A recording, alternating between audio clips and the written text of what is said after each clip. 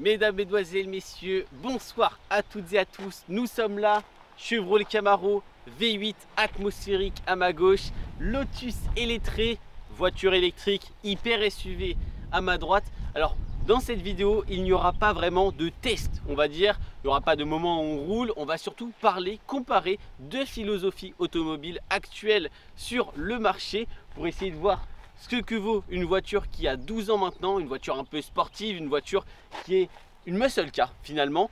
Et à ma droite, justement, une toute nouvelle voiture, une Lotus 2024 électrique, norme européenne, aide au pilotage. Il y a tout ce qu'il faut à l'intérieur, full électronique. Et donc, on va pouvoir comparer deux philosophies totalement écartées. Là, vous avez vraiment ce qui se fait de mieux actuellement en termes de confort, de performance. Plus de 600 chevaux, 4 roues motrices, des aides de partout, du confort, énormément d'espace. Et là, vous avez ce qui se fait de mieux en termes de V8 simplement. Voilà, en termes d'amusement. En termes d'amusement, voilà. En tout cas à l'époque. Vous avez une voiture qui ne sert à peu près à rien si on cherche l'utilité de la voiture, mis à part à s'amuser, parce que côté pratique, ça ne l'est pas forcément. Même si de l'autre côté, on va voir qu'il y a des choses qui ne sont pas pratiques non plus. Mais côté style, côté bruit, côté moteur, côté conduite, il y a tout qui est plaisant. Mais c'est vrai que cette voiture finalement, si vous la sortez de l'objet passion, elle ne sert à rien en tant qu'objet même. Alors que celle-là, on est sur la polyvalence pure, on est sur l'extrême de la polyvalence. Et là, on est sur la non-polyvalence pure, la non-extrême polyvalence. Vous allez le voir, c'est assez difficile pour le commun des mortels de conduire cette voiture tous les jours. Alors, il n'y a rien de sorcier, hein, rien de mystérieux. Vous allez réussir à la conduire si vous vous mettez dedans. Il ne faut pas être Sébastien Loeb, pas besoin d'être Valentino Rossi qui roule en GT3 actuellement pour pouvoir conduire ça. Mais il n'y a rien de facile non plus. Il n'y a rien qui vient sous la main, tout est dur, tout est difficile, on ne voit absolument rien, il n'y a pas d'aide, pas de radar, il n'y a rien de tout ça. Donc voilà, on va un peu parler des deux voitures, entrer un peu dans les caractéristiques pour un peu découvrir ces deux modèles et quelles sont les deux philosophies et voir ce que vous préférez aussi peut-être entre les deux. Surtout de les comparer, on voit que de plus en plus les gens ont envie d'avoir un outil polyvalent, potentiellement les amenant d'un point A à un point B. Sans forcément la passion, même si on le sait que Lotus essaie de transmettre cette passion même au travers de ses modèles entre guillemets les plus polyvalents. Et à l'avant, on avait plus une philosophie dite de passion. On va d'abord regarder qu'est-ce qui fait vibrer justement les consommateurs et les acheteurs justement de ces produits. Et bah, ces deux philosophies qui aujourd'hui se confrontent. Puis même on le voit, bah, du coup l'électrique et le thermique, même si le Lotus électrique n'est pas forcément le plus écologique de tous, on a quand même deux philosophies qui se confrontent à 12 ans d'écart. C'est parti donc pour une présentation statique dans cette vidéo des deux véhicules. On va parler un peu de caractéristiques. Alors on va pas rentrer énormément dans le détail, mais juste pour vous présenter globalement les véhicules, ce qu'on en pense, ce qu'on voit et ce qu'on a découvert surtout avec ces deux véhicules totalement différents. On va commencer par la Lotus l'extérieur, ensuite on ira sur la Camaro, la Lotus à l'intérieur, la Camaro, la Lotus les caractéristiques, la Camaro. C'est un système comme ça de ping-pong en fait. Hein, tu as saisi toi? Ding dong. Bon d'accord, si on veut. Donc on va commencer par la Lotus. La Lotus. Un SUV à l'extrême de la gamme. Bon, en fait, je sais pas s'il y a plusieurs SUV chez Lotus, non. mais en tout cas. Alors non, voilà, ça va être une discussion entre nous. En fait, Lotus actuellement, pour ceux qui ne savent pas, c'était un petit peu à l'arrêt, c'était un petit peu en suspens en fait. Ils ont été rachetés par un groupe automobile chinois et donc actuellement, cette voiture, la Lotus électrique, est produite à 100% en Chine. Alors on retrouve certes des matériaux de qualité, on va le voir notamment à l'intérieur mais aussi à l'extérieur, donc des matériaux de qualité comme des énormes freins à l'avant, des énormes étriers, des énormes disques, des pneus Pirelli de série, donc pas mal de bonnes plein de choses. De matières de bonne qualité, exact. Pas mal de matières de bonne qualité partout autour de la voiture, mais c'est vrai que c'est une voiture actuellement 100% chinoise. Si vous voulez regarder les essais des deux véhicules, ils seront disponibles un jour ou l'autre sur la chaîne. Je ne sais pas trop comment on va sortir les vidéos, mais il y a les essais, donc la conduite pure et dure des deux véhicules sur la chaîne YouTube. Donc n'hésitez pas à aller la voir si vous tombez sur cette vidéo. Et voilà, commençons par la face avant du Lotus électrique. C'est énervé, c'est futuriste, c'est énormissime. Franchement, c'est juste gigantesque. Vous le voyez peut-être, mais la voiture fait plus de 2 mètres de large, 2 mètres de large. C'est absolument gigantesque. C'est En fait, énorme. vous verrez sûrement, après on n'a pas croisé beaucoup de gens pendant les tests, mais tout le monde se retourne. En fait, on a des regards, Ouais. absolument tout le monde. Déjà, le style futuriste, avec ses phares à l'avant, je sais pas si on les voit bien, bon, on les voit bien. Mais Il y aura des plans de coupe, il y aura des ils plans de sont coupe. gigantesques, la voiture de par son gabarit et son aspect futuriste, vraiment, ça met des étoiles dans les yeux. Ouais, non, franchement. Et en plus, les gens ne savent pas trop ce que c'est parce que pour le moment, le Lotus Eletre, pas énormément connu en Europe. En France, j'en avais vu aucun pour le moment. Et c'est vrai que ça ressemble un peu à un Cayenne GT, ça ressemble un peu à un Urus, mais c'est électrique, ça fait pas de bruit. Mais les pneus sont gigantesques. On a des trous dans la carrosserie pour de l'aérodynamique. On a une face avant qui vient s'ouvrir. Alors ici, c'est un système qui va venir s'ouvrir de temps en temps quand vous allez rouler. C'est pareil ici, vous avez des caméras, vous avez des radars et vous avez les lits radars sur le dessus. Donc ici, on va le voir à l'arrière, vous avez un radar, une espèce de casquette qui va venir s'ouvrir. Ça va vous permettre de voir tous les véhicules autour de vous. Il y a ça sur les Tesla, on peut retrouver ça aujourd'hui dans d'autres systèmes, mais vous allez avoir ce type de radar, ce type d'option. Vous allez voir les voitures, le régulateur adaptatif, la conduite autonome de niveau 2 qui est actuellement en France. Donc vous avez absolument toutes les aides, conduite assistée entre les lignes, le freinage automatique, vous avez tout sur cette voiture. Donc c'est vrai que c'est assez sympa. Concernant le design, on revient. Alors oui, une bouche hyper ouverte. Finalement, pour une voiture électrique, il y a énormément d'appendices. Souvent, c'est assez fermé comme les Tesla. Là, il y a beaucoup. Là, il y a de l'aéro. On a beaucoup d'appendices qui viennent s'ouvrir. Là, c'est pareil. On a des espèces d'aérobridge ou des S-ducts comme chez Ferrari. Là, on a le même capot qu'une 812 Superfast. On va pas se mentir. Franchement, quand je vois ça, si on se met là et qu'on voit juste le capot, c'est un capot de 812 mais en beaucoup plus petit avec une entrée d'air ici. Alors c'est des vraies entrées, hein. Vous pouvez toucher vos mains si vous allez assez loin. On voit le sol d'ailleurs. Voilà, on voit le sol à travers. Donc pour le coup, il n'y a pas de fausses entrées, il n'y a pas de fausses marques. Ça, c'est un point positif parce qu'aujourd'hui, on sait que les constructeurs, ils aiment bien faire des fausses entrées d'air, des faux petits trucs, juste des bosses sur les capots. Là, pour le coup, je ne sais pas si c'est vraiment utile aérodynamiquement parlant. Après, je mais pense que c'est pour aussi esthétiquement, garder l'image de Lotus, cette marque de l'esprit sport. sportif, oui. On a essayé de. Effectivement. Parce que Lotus, comme tu le disais, est un peu une marque qui est tombée à l'arrêt. Avec ce modèle, justement, ça permet d'atteindre une clientèle beaucoup plus large. Et ça permet de relancer la marque tout en gardant une image de marque assez, bien sûr, sportive. Ah oui, non, mais totalement. Et puis, Lotus, il y a quelques années de ça, c'était une 20 000, 30 000 véhicules par an. Et en 2028, bon, alors ça, c'est de l'information générale, hein, mais en 2028, ils visent 150 000 véhicules par an. Donc, c'est énormissime. Franchement, c'est une production de masse et ça tombe bien, on tombe sur un SUV, ce qui se vend le plus aujourd'hui, électrique, confort, avec plein d'aides. On continue notre petit tour du propriétaire en passant sur l'élément, mon élément préféré de cette voiture, les jantes, les freins, les pneumatiques. 275 40 22, c'est énormissime. C'est aussi gros que les pneus arrière de la Chevrolet Camaro qui est juste derrière.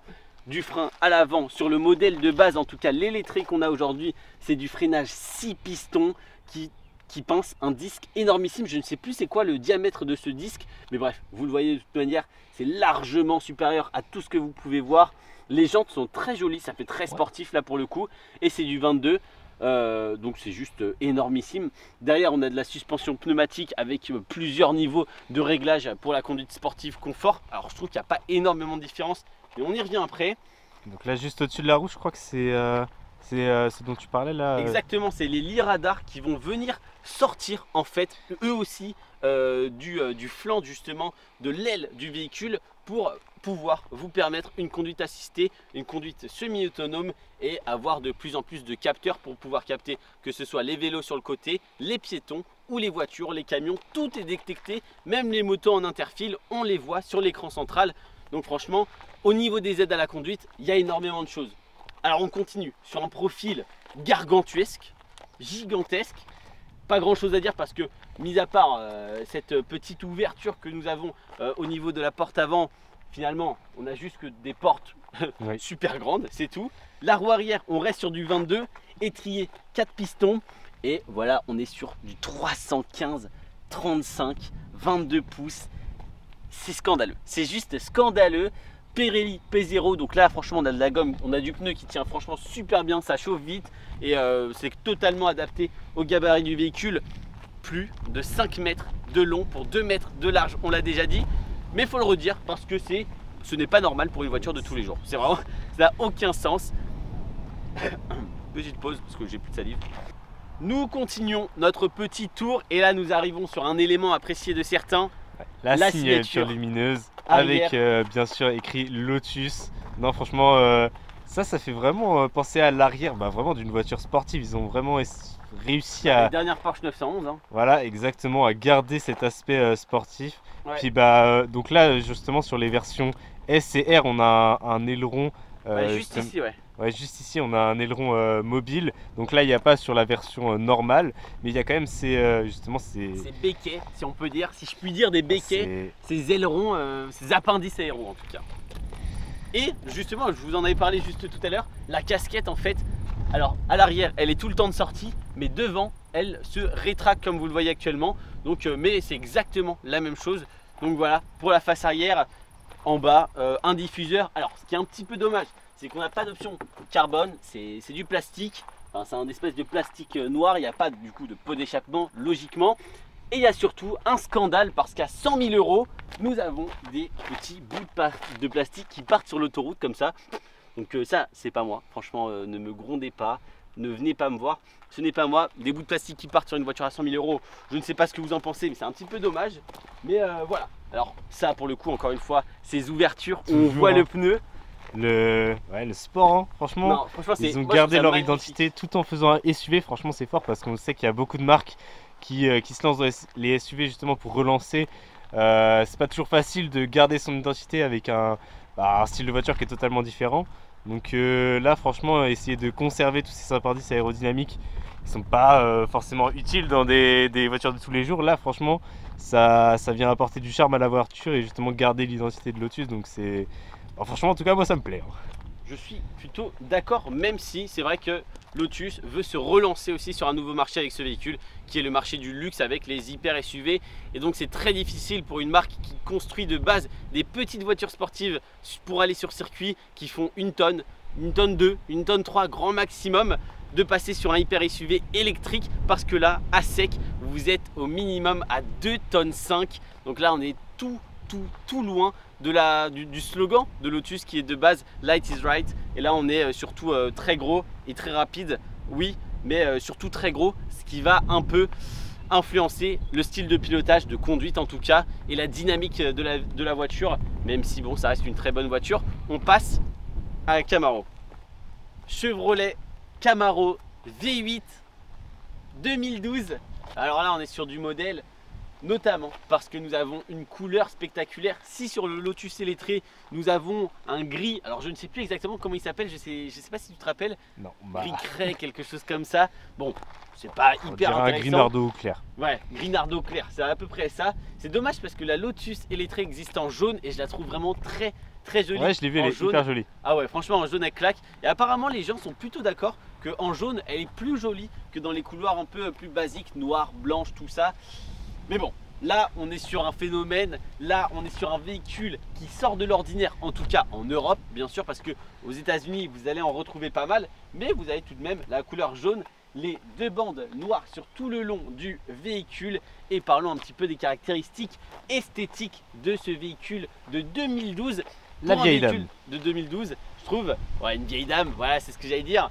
Je trouve qu'elle n'a pas tant vieilli que ça, quelques impacts de mouche bien sûr sur la calandre, mais ça veut dire qu'on l'utilise, donc c'est positif. Une ouverture juste ici, ça je trouve c'est des petits détails qui font un peu tout, comme les aérobridges sur le modèle que nous avons juste à côté. Une énorme calandre ouverte avec ces 2 optiques bien sûr, et en bas encore une fois de l'ouverture pour refroidir et alimenter en air ce V8 atmosphérique de 432 chevaux. Le capot comme vous le voyez ici, j'espère qu'on m'entend bien, il y a un petit peu de vent, le capot est un petit peu bombé, ça c'est pareil, c'est ce genre de détails, en fait on les voit quand on s'approche de la voiture et ça fait tout son charme. Donc ici on a du détail, là on a du détail, on a quand même plus de 60 000 € d'écart, Mais vous allez voir, il y a quand même des choses à dire de ce côté-là. Au niveau du toit, vous le voyez, si de l'autre côté, on a des radars, on a de la techno, là on n'a rien, on a 2 bosses et c'est fini. Fin du toit, petite jante. Alors, on va couper parce que je ne me rappelle pas du tout des freins. Sur le profil, on descend. C'est un élément aussi que je trouve pas forcément ultra joli sur cette voiture. Déjà, ce sont les petits disques de frein. Je trouve qu'ils comblent pas assez la jante. Et puis la jante, elle n'est pas ultra travaillée. 5 branches, ça reste joli, surtout en gris. Les jantes en noir comme ça, je trouve ça vraiment extrêmement horrible, on va pas se mentir. 355 mm ventilé avec un étrier Brembo 4 pistons. Le freinage, on va pas se mentir, c'est pas totalement ça. Il s'essouffle assez vite. Vous le voyez, hein, c'est pas totalement proportionné. Les disques de frein, les étriers sont un peu petits pour la puissance de la voiture. 1,6 tonne. 1,6 tonne minimum. Donc vous montez facilement à 1,8 tonne. Et les freins, ils sont un peu petits pour ce type de voiture et pas assez endurant, on va pas se mentir. Nous continuons. Le petit sigle Camaro avec le logo des Autobots juste en dessous. Ça, je trouve ça sympa, c'est marrant, c'est joli, pourquoi pas. Certains préfèrent sans, certains préfèrent avec. C'est comme vous voulez. Mais là, la voiture est de la bonne couleur. Donc, je trouve ça cool. Un petit charme à la voiture. Ouais, voilà, un petit logo en plus, petit sticker supplémentaire. On continue. J'aime beaucoup la ligne. Perso, c'est très carré, c'est très pointu, c'est très saillant. Ça découpe. Les ailes sont juste énormes. Regardez là, ce côté plat. Ça retombe directement. Et on revient avec la lumière. Ah ouais, là franchement, je trouve ça ultra joli. On voit que la voiture est ultra musclée, ultra bodybuildée. Ça tombe bien, c'est une muscle car. À l'arrière, on passe sur des pneus. Tout à l'heure, pour comparer, je vous le rappelle, là on est en 275. C'est plus petit que les pneus avant du Lotus Eletre. Donc pour vous dire la différence de taille.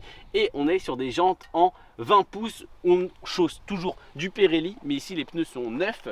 Bon, sur la Lotus aussi, vu qu'elle a que 600 km, on va passer sur l'arrière du véhicule. Et c'est peut-être là où il y a quelques phases de déception. Bah déjà, on peut le voir avec potentiellement ces, je sais pas comment on appelle ça, des catadiodes. Voilà, ces catadiodes qui sont, je crois bien, un peu vieillis. Je pense que c'est l'élément de la voiture qui a vieilli. C'est des éléments vieillissants, comme ça par exemple, ou comme ce diffuseur en plastique. C'est vrai que bon, après la voiture, je vous le rappelle, entrée de base de la voiture, neuf, 40 000 €. Donc pour 40 000 €, un V8 atmosphérique de 432 chevaux, propulsion, boîte manuelle, 6 rapports, c'est quand même exceptionnel. Donc j'accorde le bénéfice du diffuseur en plastique, ça ne me dérange pas tellement, mais c'est vrai qu'esthétiquement quand on regarde, c'est le petit point décevant. Ce que je kiffe, c'est ces phares, lunettes de soleil. Franchement, en plus ils sont bien détaillés, il y a du détail à l'intérieur, c'est vraiment très joli je trouve. Petit béquet sur la malle arrière de coffre. Et puis voilà, admirez l'arrière ultra large du véhicule, 2 sorties d'échappement énormissimes. Et franchement, ça permet de faire crier le V8, c'est juste magnifique. Et puis les 2 bandes centrales là, ça rajoute vraiment de l'allure à la voiture, clairement. Je trouve. Très clairement, je suis totalement d'accord avec ça. Et puis voilà, finalement, on a fait un petit peu le tour. La voiture est ultra bodybuildée. Il y a du détail, mais c'est vrai que dans l'ensemble, il n'y a pas autant d'ouverture que sur la Lotus Eletre. C'est pas aussi futuriste, il n'y a pas des appendices de partout. Là, c'est pareil. Voilà, on peut noter par exemple cette petite escapade dans la carrosserie. Ça ne veut rien dire, ça ne veut absolument rien dire. Mais cette petite détail dans la carrosserie sur l'arrière qui font penser à des entrées d'air. Mais là, c'est pas factice, c'est juste taillé dans la masse. Et voilà. Donc, profil général de la voiture, elle est énorme. Hein. Elle est énorme cette voiture, pas du tout pratique. Mais c'est super joli. Vous êtes super loin.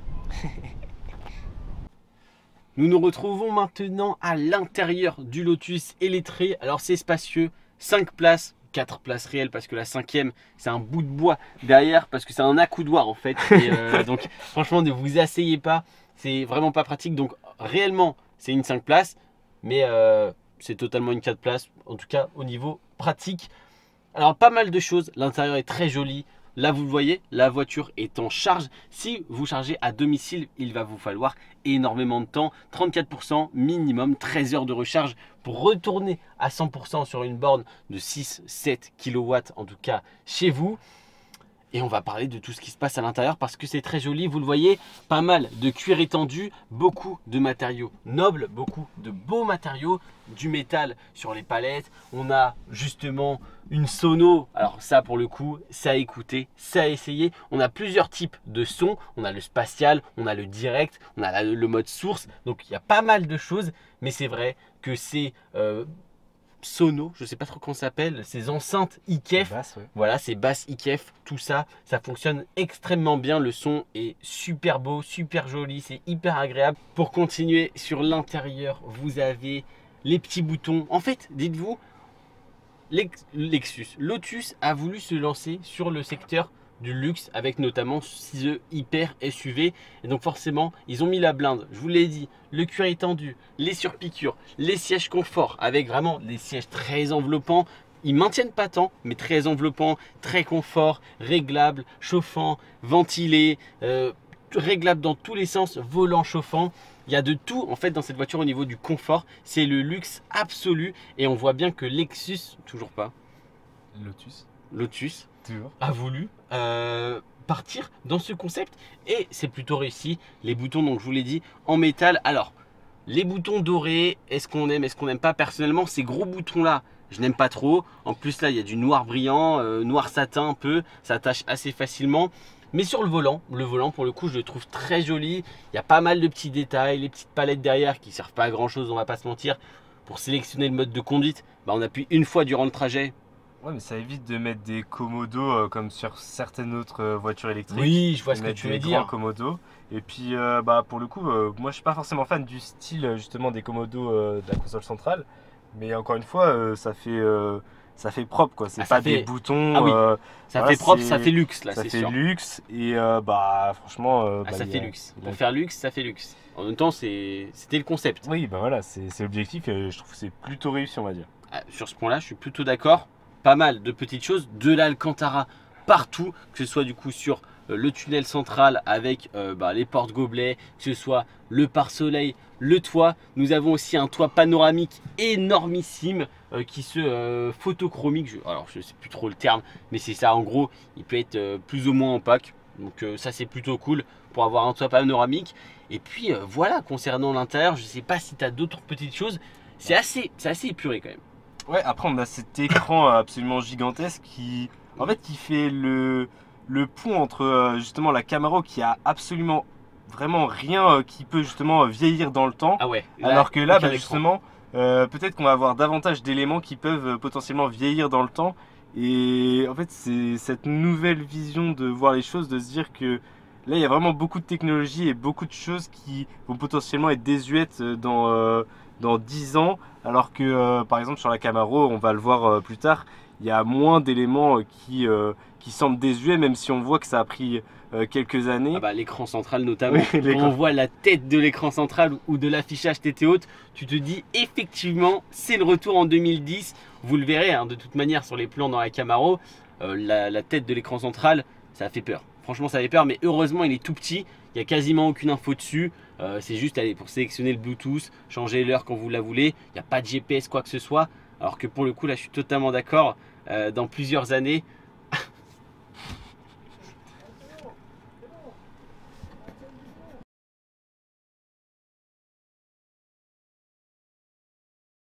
donc voilà, vous le voyez, nouvelle voiture. Franchement, là, on est dans le concept total 2024. Ça va être très intéressant pour la comparaison avec l'autre voiture qui n'est pas du tout 2024. Mais le luxe, le SUV qui est la base de l'automobile actuellement. On voit des SUV partout, que ce soit luxueux, sportif, pour la ville, citadin, enfin, ce que vous voulez. C'est un synonyme pour la ville et citadin finalement. Temps de recharge, alors ici sur une borne à 6 kW, ça va être très très long, hein, vous le voyez, 12 heures de 12h32. recharge en partant à 35%, c'est n'importe quoi. Mais elle encaisse du 355 kW, donc déjà pour trouver du 355, bon courage, mais ça encaisse, donc vous pouvez recharger votre voiture ultra rapidement.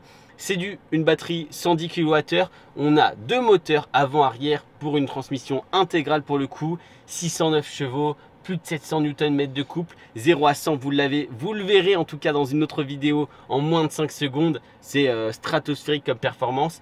Et puis voilà, je sais pas si tu as d'autres petites statistiques intéressantes à nous donner. Il y a un coffre à l'avant. Il y a un coffre à l'avant de Qui sert à 40 rien. litres, je crois. Pour ranger les câbles. 40 litres pour ranger les câbles et 600 litres derrière. C'est juste énorme. Donc ouais, cette voiture, Vrai SUV. un vrai SUV, ouais, enfin un énorme SUV parce qu'aujourd'hui Ouais. tout s'appelle SUV finalement. Mais un énorme SUV, un hyper SUV de par ses performances. Et on va passer à une autre voiture que personnellement je préfère pour les émotions. Même si c'est vrai qu'on ne peut pas farcir en vacances, qu'il y a un V8 qui utilise du pétrole et que bon, c'est moins pratique, moins confort, moins techno, moins tout en fait, mais plus plaisant peut-être.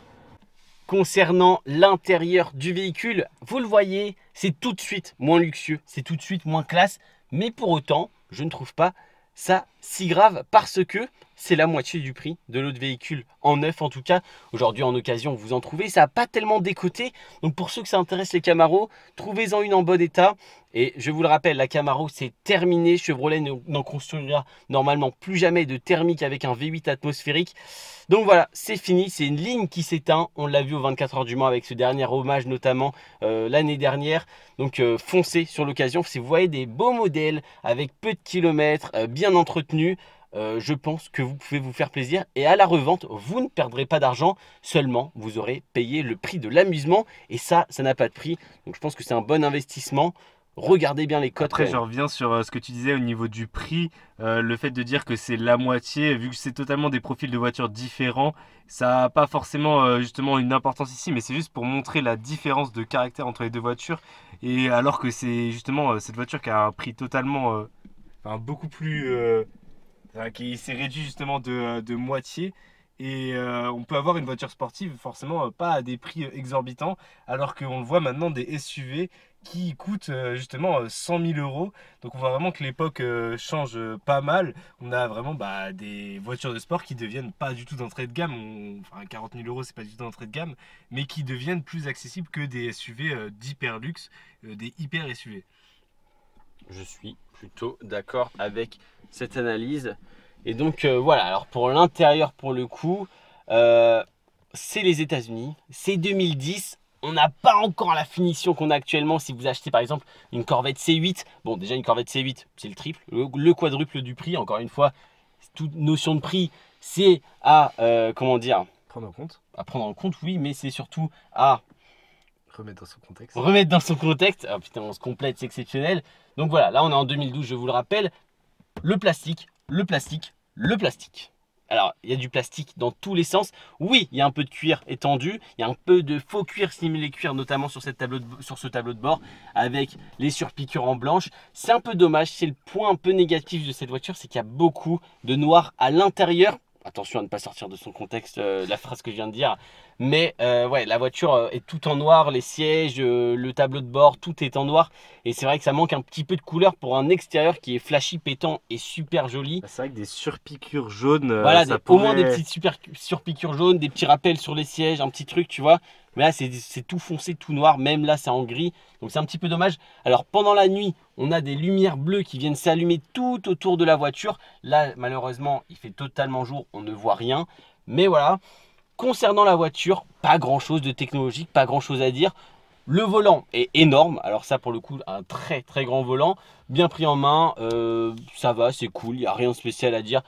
Volant en cuir. Devant moi, j'ai des aiguilles. J'ai le strict minimum. La consommation, le carburant avec l'autonomie, les kilomètres de la voiture. Et j'ai deux compteurs avec des aiguilles, et ça j'aime beaucoup, le compteur de vitesse gradué jusqu'à 300 km/h et le compteur de tours minutes gradué jusqu'à 9000 tours, même si la zone rouge commence à 6250 si je dis pas de bêtises. 432 chevaux à plus de 5000 tours minutes, donc la puissance se trouve tout en haut. On est sur un V8 atmosphérique, plus de 550 Nm de couple à partir de 3500 tours minutes, c'est énorme. Ça accroche le bitume. Bonjour. Ça accroche le bitume sévère. Et bah voilà, concernant l'intérieur, sinon, c'est vrai qu'il n'y a pas grand chose, c'est assez calme. Les manos, pression d'huile, tempée frein, voltage batterie. Voilà, fin des manos, on a suffisant. Bien garder un œil sur celui-là, là, sur la tempée frein. Gardez un œil sur celui-là si vous commencez un petit peu à attaquer, parce que ça va très très vite monter l'aiguille. Et il y a un partir d'un moment où quand vous dépassez les 90-95 degrés, on va de plus en plus loin avec la pédale de frein, donc ça devient assez dangereux.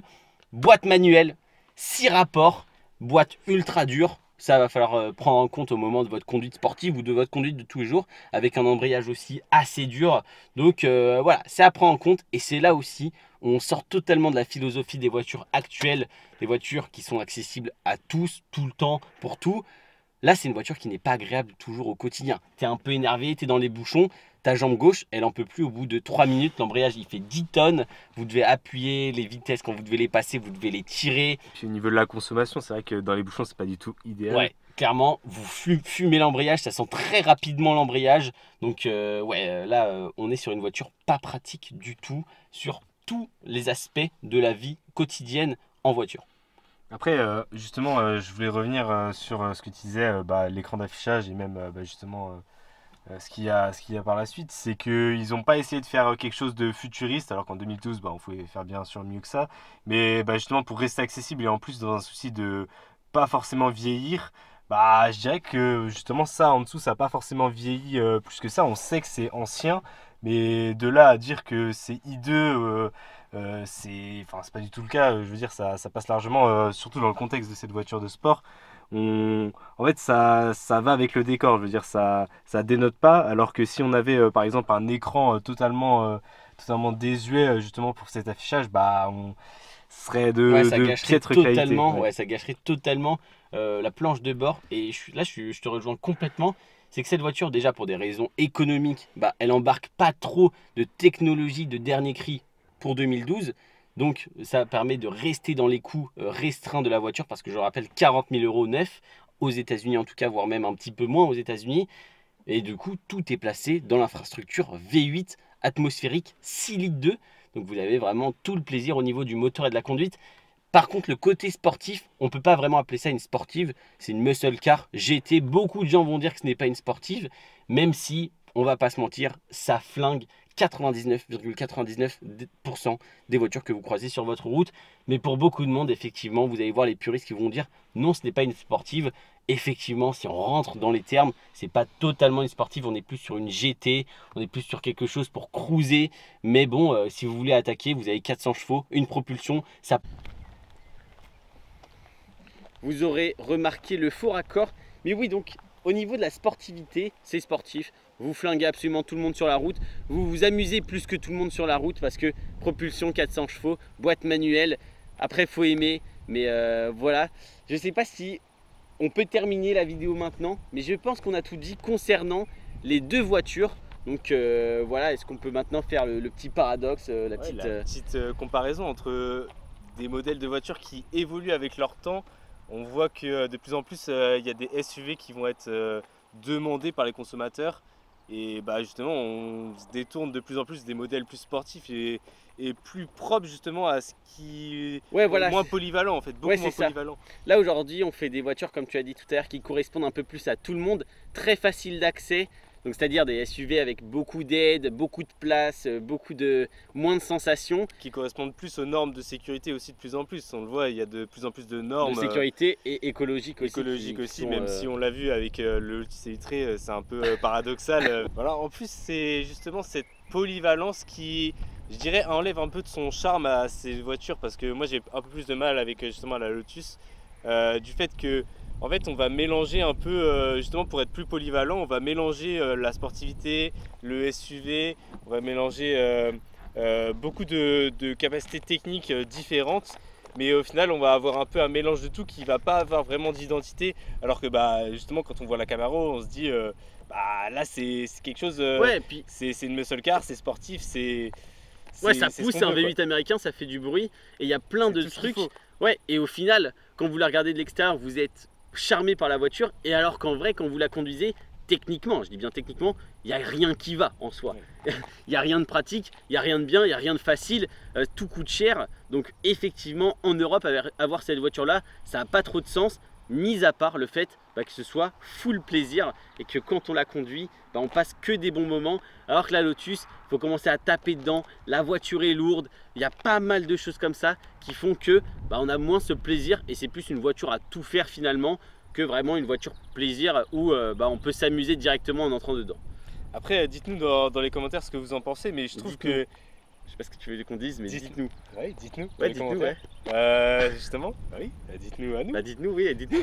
Exact. C'est pour faire du référencement, dites-nous, parce que moi j'en parle pas, donc dites-nous. Dites-nous, ouais. La séquence. Ce que vous en pensez, mais en fait, justement, je trouve que... je sais plus ce que je voulais dire. Bah voilà. Voilà. Non, mais en fait... parce que... Je suis à couper aussi. J'ai tout cassé. Tu m'as cassé là. Ah, j'ai tout cassé. Et ça, c'est des rétros américains, pas européens. Mais justement, dans un SUV comme ça, est-ce que dépenser 100 000 € dans un SUV pour avoir juste une partie du SUV qui nous correspond vraiment, par exemple si on cherche la sportivité et qu'on achète ce SUV pour par exemple avoir la polyvalence de pouvoir emmener les enfants à l'école ou partir en vacances, est-ce que dépenser 100 000 € dans une voiture qui ne nous correspond pas totalement, est-ce que c'est pas un peu triste justement cette vision que prend, enfin cette tournure que prend l'automobile, là où auparavant on avait davantage des voitures de passionnés quand on dépassait les 100 000 €. Voilà, dites-nous ce que vous en pensez. Et puis même à moins de 100 000, tu as des voitures de passionnés dans tous les sens. Aujourd'hui, même, je sais pas, une Mazda MX-5 qui coûte pas si cher, ça s'est beaucoup calmé, c'est beaucoup moins typique, on va dire. Alors qu'avant, la Mazda MX-5, c'était vraiment un truc fait pour certaines personnes, certains passionnés qui kiffaient totalement la voiture. Et aujourd'hui, on voit la voiture est beaucoup plus souple, beaucoup plus adaptée à tous. Et voilà, c'est plein de trucs comme ça. C'est comme les nouvelles Mustang, c'est comme plein de choses. Alors Mustang, c'est pas vraiment un bon exemple vu que j'aime pas la voiture. Et qu'en plus, c'est la concurrente de la Camaro. Et qu'en plus, ils ont essayé de faire des modèles un peu vénères là ces derniers temps. Mais c'est vrai qu'aujourd'hui, bah, c'est moins spécifique chaque modèle. Et en même temps, économiquement parlant pour les constructeurs, bah, si c'est pas fait comme ça, c'est qu'il y a une bonne raison. Et puis surtout, il faut que les constructeurs fassent attention à ne pas trop se lisser au niveau de leur image. Je vois Ferrari qui essaye de plus en plus de se lisser en sortant des nouveaux modèles. Est-ce qu'ils vont pas perdre une part de leurs passionnés qui vont se détourner vers d'autres marques? Bah, rien qu'avec un SUV ou de l'hybride quoi. Oui, voilà, en fait. Mais il faut s'adapter. Oui, voilà, faut toujours s'adapter, mais en fait, il faut peut-être aussi un peu faire des deux justement pour essayer de conserver son image de marque et toujours conserver cette clientèle de passionnés qui vient justement pour des modèles vraiment purs, quoi, des modèles qu'ils recherchent et qu'ils ne trouvent pas autre part. Ouais, c'est pas mal ça. Non mais c'est tout. Merci de nous avoir regardés, mesdames et messieurs. Si vous avez apprécié, voilà, alors c'était un petit débat, on parlait de tout, on parlait de voitures, on parlait de deux véhicules très intéressants qui étaient totalement différents de par déjà leur nature électrique, thermique, exactement, thermique V8. Donc voilà. Dites-nous en commentaire ce que vous pensez des nouvelles voitures, de cette nouvelle génération qui arrive sur le marché avec beaucoup de SUV, beaucoup d'hybrides, d'électriques. Alors moi perso, j'ai rien contre l'électrique, au contraire, je trouve que c'est une très bonne chose parce que écologiquement parlant, si on peut faire quelque chose, oui, mais il faut bien le faire parce que si c'est d'électrique comme ça, on se paye notre crâne. Mais bon, ça, des voitures à 100 000 €, on n'en croise pas tous les jours, c'est comme des voitures comme ça. Est-ce que réellement c'est ces voitures-là qui tuent la planète? Je ne sais pas. Dites-nous en commentaire ce que vous pensez de tout ça. Mais voilà, laquelle des deux vous préférez? Personnellement, je me tourne vers celle-ci. Oui, il n'y a pas de régulateur adaptatif. Oui, il n'y a pas de caméra dans tous les sens. Oui, elle ne coûte pas 120 000 €. Elle ne fait pas 620 chevaux. Mais j'en ai rien à faire. V8, 6 litres 2, 432 chevaux, propulsion boîte manuelle, suffisant. Suffisant pour aller à 80 sur les routes de campagne. Donc voilà, merci d'avoir regardé. C'était Théo. Ciao. Et un dernier truc avant de terminer cette vidéo, n'hésitez pas à aller voir l'essai de cette voiture sur la chaîne YouTube. Il y a un truc qu'on ne peut pas faire et qu'on est en train de perdre avec l'électrique et avec ces nouveaux modèles de voitures, même les turbos, même les hybrides et tout ça. C'est ça, et franchement, full passion, ça on adore, je vous laisse profiter.